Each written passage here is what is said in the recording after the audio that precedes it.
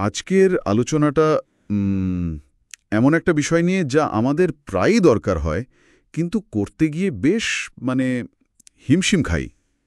প্রয়োজনে না বলা আর কি। হ্যাঁ হ্যাঁ, অন্যের অনুরোধ রাখতে গিয়ে নিজেদের ওপর চাপ ফেলার ঘটনা তো কম নয়। একদম।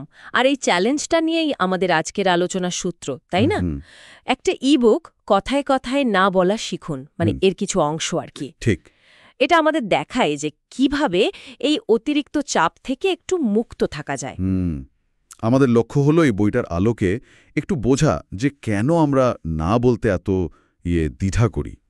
এর আসল সুবিধেটাই বা কী। আর সবচেয়ে জরুরি, হ্যাঁ, সবচেয়ে জরুরি হলো কিভাবে বিনয়ের সাথে অথচ দৃঢ়ভাবে না বলা যায়, নিজের মানসিক শান্তিটা রক্ষা করা যায় আর কি। আচ্ছা, একটা সিচুয়েশনের কথা ভাবা যাক। হ্যাঁ। ধরুন শরীর একদম চলছে না বা ভীষণ ব্যস্ত, কিন্তু শুধু সম্পর্ক বা ভদ্রতা রক্ষার জন্য। হ্যাঁ, বলে দিলাম। হ্যাঁ, আর পরে মনে হলো ধুর, কেন যে রাজি হলাম। এই ব্যাপারটা নিশ্চয়ই অনেকের খুব পরিচিত, তাই না? ওহ, খুবই পরিচিত। আমার তো প্রায়ই হয়। বইটিতে এই দ্বিধার কারণগুলো খুব সুন্দরভাবে ব্যাখ্যা করা হয়েছে। এটা শুধু অন্যকে খুশি রাখা বা ঝামেলা এড়ানো নয়। এর থেকেও গভীরে কিছু আছে। হ্যাঁ, এর গভীরে আরও কিছু বিষয় কাজ করে। বইটাতে একটা খুব গুরুত্বপূর্ণ আইডিয়ার কথা বলা আছে, পিপল প্লিজিং। পিপল প্লিজিং হলো অন্যকে খুশি করার এত বেশি ইচ্ছে যে নিজের প্রয়োজন বা সীমানাকে প্রায় অস্বীকার করা। ওহ, আচ্ছা। এর সাথে তো আছেই প্রত্যাখ্যাত হওয়ার ভয়, কিংবা সম্পর্কটা যদি নষ্ট হয়ে যায় এই আশঙ্কা। হুম। বইটার একটা অংশে বলছে অনেকের মধ্যে আবার আত্মমর্যাদার অভাবও কাজ করে। তারা ভাবে যদি সবার সব অনুরোধ রাখি তাহলেই বুঝি ভালোবাসা বা সম্মান পাব। তার এটা শুধু একটা অভ্যাসের ব্যাপার নয়, এর পেছনে গভীর মানসিক বাধাও আছে। ঠিক তাই, বইটিতে আর একটা ধারণার ওপর জোর দেওয়া হয়েছে, এমপ্যাথি ওভারলোড। এমপ্যাথি ওভারলোড এটা কি? অতিরিক্ত সহানুভূতি যাকে বলে। অনেকটা তাই। আর অবশ্যই ভালো মানুষ সাজার একটা সামাজিক চাপ তো আছেই। হ্যাঁ, সেটা তো ঠিক। বইটাতে এটা বেশ গুরুত্ব দিয়ে আলোচনা করা হয়েছে। আর অনেকে তো কিছু না ভেবেই অভ্যাসবশত হ্যাঁ বলে ফেলে। হুম।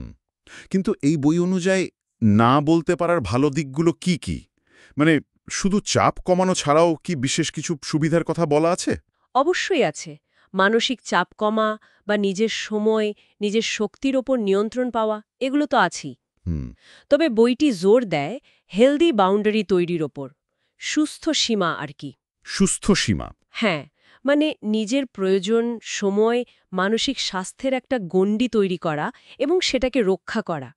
বইটা বলছে এই সীমাটা যদি তৈরি করা যায় তাহলে লম্বা সময়ে আত্মবিশ্বাস, আত্মসম্মান বাড়ে। বাহ, এটা তো দারুণ ব্যাপার। তখন অপ্রয়োজনীয় কাজে না বলাটা অনেক সহজ হয়ে যায়, আর নিজের জরুরি লক্ষ্যগুলোতে মনোযোগ দেওয়া যায়। তার এটা শুধু ওই মুহূর্তের জন্য মুক্তি নয়, বরং নিজের প্রতি শ্রদ্ধাবোধ বাড়ানোরও একটা উপায়। একদম। বইটিতে বলা হয়েছে আপনি যখন নিজের সীমানাকে সম্মান করবেন তখন দেখবেন অন্যরাও আপনার সময় আপনার সিদ্ধান্তকে সম্মান করতে শিখছে। যেটা ঠিক। এতে সম্পর্কগুলো আরও খাঁটি হয়, শ্রদ্ধাশীল হয়। মানুষ বোঝে যে আপনার হ্যাঁয়ের যেমন দাম আছে, না এরও দাম আছে। বেশ গুরুত্বপূর্ণ দিক। তাহলে আসল প্রশ্নটায় আসি, কিভাবে ভদ্রভাবে কিন্তু ফার্মলি না বলা যায়?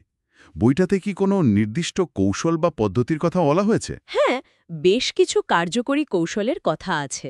যেমন ধরুন সরাসরি না বলার আগে যে অনুরোধটা এসেছে বা আমন্ত্রণটা এসেছে তার জন্য একটু কৃতজ্ঞতা বা সম্মান জানানো। যেমন? যেমন আমন্ত্রণ বা প্রস্তাবের জন্য ধন্যবাদ, বা ভেবে বলার জন্য ধন্যবাদ। এরপর স্পষ্ট কিন্তু নম্রভাবে অসম্মতিটা জানানো। হুম। বইটিতে একটা বিষয় খুব পরিষ্কার করে বলা হয়েছে, বেশি ব্যাখ্যা বা লম্বা অজুহাত এড়িয়ে চলতে। হ্যাঁ, এটা করলে কেমন যেন দুর্বল শোনায়। ঠিক, এতে আপনার অবস্থানটা দুর্বল মনে হতে পারে। সহজ করে বলুন, দুঃখিত, এই মুহূর্তে এটা আমার পক্ষে সম্ভব হচ্ছে না, বা এই সময় আমার অন্য একটা জরুরি কাজ আছে। ব্যাস। অতিরিক্ত ব্যাখ্যা না দেওয়াটা আসলেই জরুরি। আচ্ছা, আর কোনো উপায়ের কথা কি বলা আছে? বইটিতে বিকল্প প্রস্তাব দেওয়ার কথা বলা হয়েছে, যদি সেটা আপনার পক্ষে সম্ভব হয় আর আপনি করতে চান। ওহ, আচ্ছা। যেমন যেমন, এখন পারছি না, তবে পরের সপ্তাহে একবার খোঁজ নিতে পারেন, অথবা আমি নিজে এটা করতে পারছি না, তবে অমুক হয়তো সাহায্য করতে পারবে, এরকম। এটা ভালো অপশন। হ্যাঁ। কর্মক্ষেত্রে বা ব্যক্তিগত সম্পর্কে নিজের কাজের চাপ বা পরিস্থিতিটা একটু যুক্তি দিয়ে বুঝিয়ে বলা যেতে পারে, তবে মূল জোরটা কিন্তু ওই দৃঢ় অথচ নম্র থাকার ওপরেই। আচ্ছা। বইয়ের একটা চমৎকার পরামর্শ হল নিজের অনুভূতি প্রকাশ করার সময় আমি ব্যবহার করা। যেমন, আমার মনে হচ্ছে এই মুহূর্তে আমি নতুন দায়িত্ব নিতে পারবো না। এটা কিন্তু অভিযোগের চেয়ে অনেক বেশি কার্যকর। হ্যাঁ, আমি দিয়ে বললে কথাটা পার্সোনাল লাগে, কিন্তু দোষারোপ শোনায় না। একদম। আচ্ছা, এই দক্ষতাটা তো একদিনে আসবে না। অর্জনের জন্য বইটাতে কি নিয়মিত চর্চার কোনো টিপস দেওয়া আছে? হ্যাঁ, অবশ্যই। বইটিতে ছোট ছোট পদক্ষেপ নেওয়ার কথা বলা হয়েছে। মানে শুরুটা করুন কম গুরুত্বপূর্ণ অনুরোধ বা আমন্ত্রণ বিনয়ের সাথে প্রত্যাখ্যান করে। ছোট ছোট না দিয়ে শুরু করা। হ্যাঁ, আর কিছু তৈরি বাক্য মনে রাখাও খুব সাহায্য করে। যেমন, আমাকে একটু ভাবতে দিন, আমি পরে জানাচ্ছি, বা এই মুহূর্তে আমি ঠিক নিশ্চিত নই। এগুলো তো বেশ কাজের, মানে তাৎক্ষণিক হ্যাঁ বলা থেকে বাঁচা যায়। ঠিক তাই। বইটিতে আরেকটা অনুশীলনের কথাও বলা আছে। আয়নার সামনে দাঁড়িয়ে বা ধরুন কোনো বিশ্বস্ত বন্ধু বা পরিবারের সদস্যের সাথে রোল প্লেইং করে। ও, অভিনয় করে? হ্যাঁ, অভিনয় করে না বলার অনুশীলন করা। এটা আত্মবিশ্বাস বাড়াতে কিন্তু খুব সাহায্য করে। ইন্টারেস্টিং। আর সবচেয়ে গুরুত্বপূর্ণ যে মানসিকতার উপর বইটি জোর দেয় তা হল না বলার পর অন্যজন কি ভাবল সেটা নিয়ে অতিরিক্ত চিন্তা না করা। নিজের মানসিক শান্তি, নিজের সুস্থতাকে অগ্রাধিকার দেওয়া। হুম। মনে রাখতে হবে, এটা কিন্তু স্বার্থপরতা নয়, এটা সেলফ কেয়ার, নিজের যত্ন নেওয়া। তাহলে আলোচনার শেষে এসে আমরা এই বইয়ের মূল বার্তাটা বোধহয় আরেকবার মনে করতে পারি।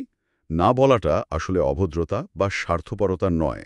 একদমই নয়। বরং এটা নিজের প্রতি দায়িত্বশীল হওয়া, নিজের মানসিক স্বাস্থ্য এবং ব্যক্তিগত সীমানাকে সম্মান জানানো। ঠিক। বইটির মূল দর্শন এটাই। এটা আত্মনিয়ন্ত্রণ এবং আত্মমর্যাদার একটা খুব জরুরি অংশ।